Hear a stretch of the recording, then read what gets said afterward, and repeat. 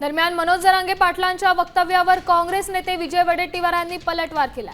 जे चळवळीमध्ये काम करत असतील त्यांना परदेशात पाठवायचं असेल तर एकट्या मनोज जरांगेंनीच महाराष्ट्रात राहायचंय का, असा सवाल वडेट्टीवारांनी केला।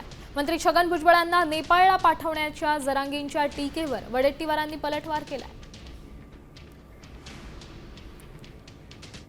त्याला धिंगाणा म्हणतात का मुंबईत?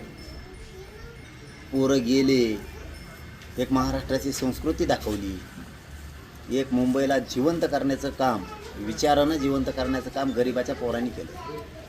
ग्रामीण महाराष्ट्रातले पोरं गेले, खरं मालक ही आहेत मुंबईचे।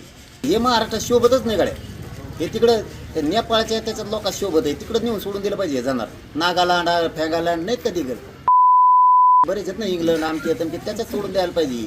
ते जाणार इकडे ठेवायलाच नाही पाहिजे, तिकडच्याच एखाद्याच्यात हाकून द्यायला लागेल।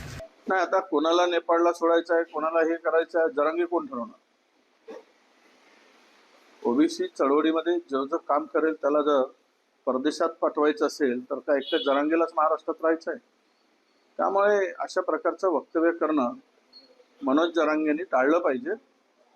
आपल्या हक्काचं कोणालाही मागायचा अधिकार आहे। आता isakal.com आहे देशातील नंबर 1 ची मराठी न्यूज वेबसाईट। प्रत्येक अपडेटसाठी isakal.com ला नक्की भेट द्या।